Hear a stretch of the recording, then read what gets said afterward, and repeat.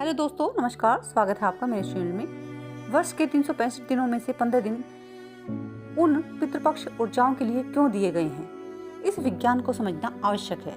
ये 15 दिन अत्यंत पवित्र दिन होते हैं, लेकिन लोक में इन्हें एक अजीब भाव से देखने की प्रवृत्ति आ गई है। ऐसा पूर्व में नहीं था, क्योंकि अपने पूर्वजों के लिए निर्धारित इन दिनों में पहले लोग इसे उसी भाव से देखते थे। बीच की पराधीन जीवन शैली और अवैज्ञानिक शिक्षा ने इसको समझे बिना ढकोसला या कर्मकांड बताना शुरू कर दिया। अब आप समझिए कि जो हमारा शरीर है वह हमारी मृत्यु के बाद भी बचा रह जाता है। इस शरीर का निर्माण जिन 5 तत्वों से हुआ है, जिनके बारे में आधुनिक विज्ञान भी अब मान चुका है, वे 5 तत्व कैसे अपने मूल तत्वों में मिलें, इसके लिए हमारी संस्कृति में दहन की व्यवस्था की गई है।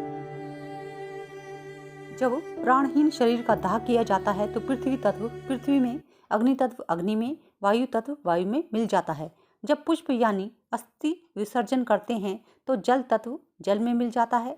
आकाश तत्व पहले ही निकल चुका होता है, लेकिन यह आकाश तत्व 13 दिनों तक अपने अन्य अवयवों के समीप ही रहता है। एक एक अवयव को अपनी प्रकृति में मिलने में कुल 13 दिन लग जाते हैं। प्राण तत्व के 13 दिनों के स्वरूप को प्रेत कहा जाता है। यहाँ यह भी समझने की आवश्यकता है कि प्रेत कोई नकारात्मक शब्द नहीं है, बल्कि यह आत्म तत्व की यात्रा का एक सूक्ष्म प्रकार है, जो मृत्यु को प्राप्त शरीर के श्राद्ध तक रहता है।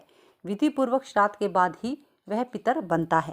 श्राद्ध के अंतिम दिन जब उसे पिंड के साथ गति दी जाती है और अपने पूर्व की 3 पीढ़ियों के पिंड में मिश्रित किया जाता है, तब उस परम प्राण तत्व की यात्रा शुरू होती है, जो उसके अपने निजी अर्जित पुण्य पाप के आधार पर योनिगत करती हैं।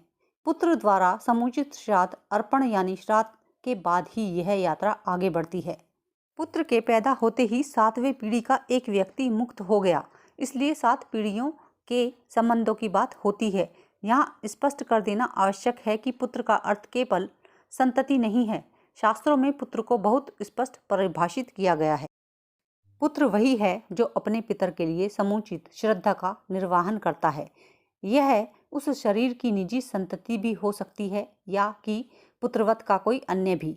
पुत्र शब्द को हमने रूढ़ि में संतान के जोड़कर ही देखा है, जबकि इस शब्द का केवल संतान से कोई संबंध नहीं है।